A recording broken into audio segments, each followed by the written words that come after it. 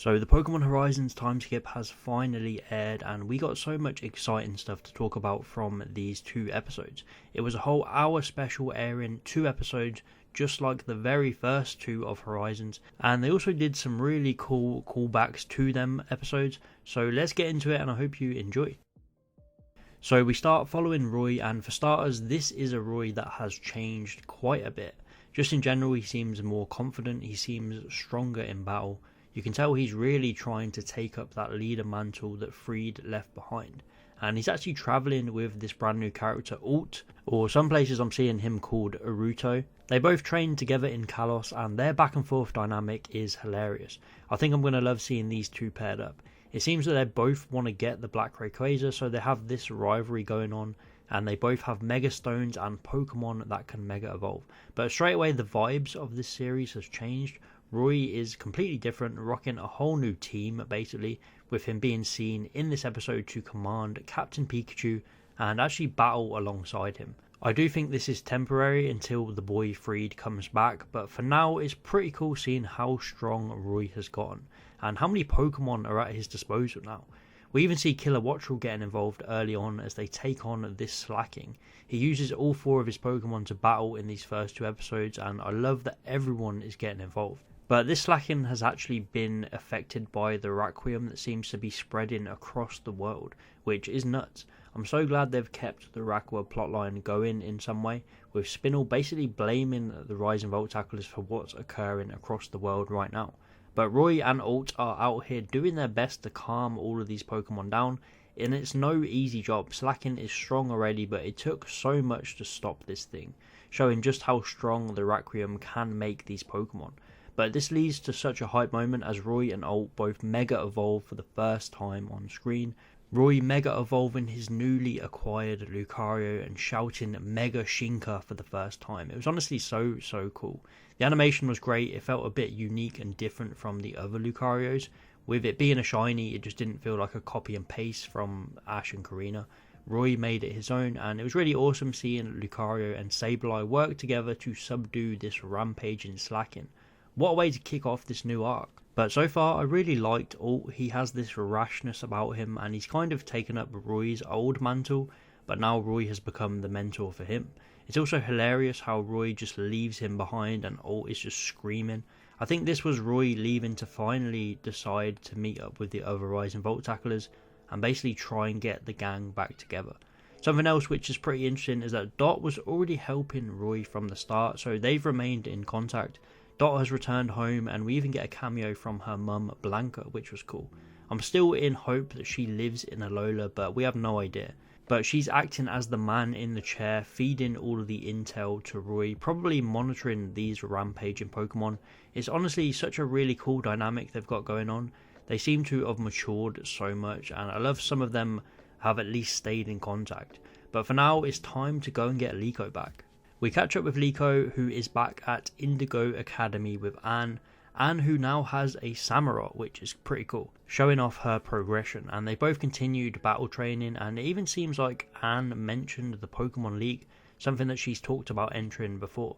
But Liko is clearly missing something. She's thinking back about the old times spent with the Rising Voltaclers. She's thinking about Pogogo, who's still inside its Pokeball. It has yet to get its power back. So Liko seems like she's in a bit of a rut here. We also saw a bit of the aftermath to the Freed situation. We saw that they did actually look for him, but obviously they couldn't find him. But after that, the journey ended. Liko was dropped back at Indigo Academy, and Roy was dropped back home before going to Kalos. So the Rising Voltaclers fully went their separate ways.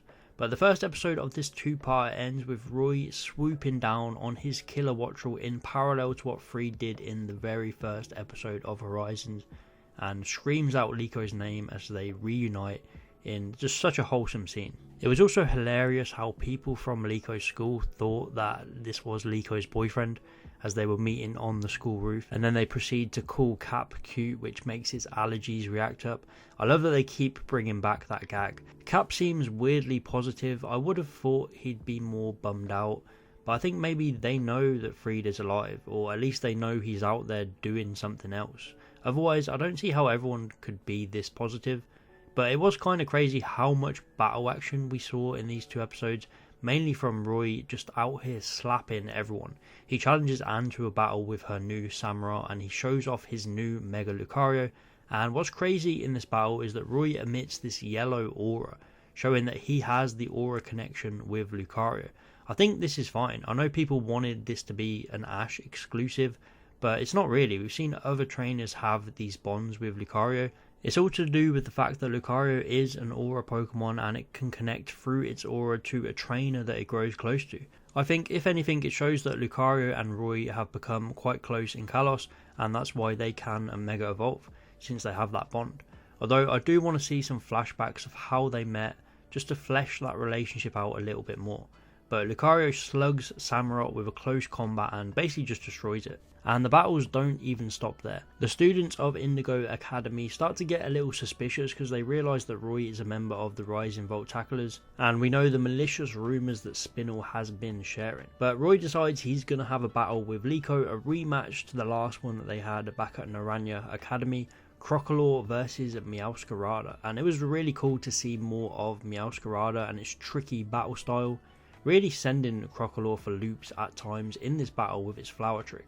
I honestly thought Liko was about to win this battle, but they still go to the traditional ending and use their Terra Orbs, and Roy just takes it, beating Liko once again. I think people will be upset with this, but it makes sense because Roy has been training a lot in Kalos. He's mastered Mega Evolution, he's probably been doing more battle intense focus training than Liko's been doing, so I'm kind of fine with that result. It only gives room for Liko to grow more now. And we get a cool scene where everyone is questioning the Rising Volt Tacklers, and they seem to be questioning Liko if she's involved with all of this, and Liko just looks up and smiles and says yes, and she is returning to the Rising Volt Tacklers. She's going to set off with Roy once again, basically to clear their name, meet up with the rest of them, and it was a fantastic way to end this episode as the two of them start a new journey once again. And right at the end we also see Spinel, who has now captured 5 of the 6 hero Pokemon in his base on Rakua, and this man is about to pull all of the strings as he is now the main threat of the show, the main villain. So just some real exciting stuff here in these 2 new episodes, along with a brand new opening which has some incredible visuals and a great song. The new journey has begun, and I'm looking forward to getting more of Dot, and then also of Alt, this new character who will eventually join back up with the squad to make it a 4. And then just finding out where everyone else is. It's super intriguing right now.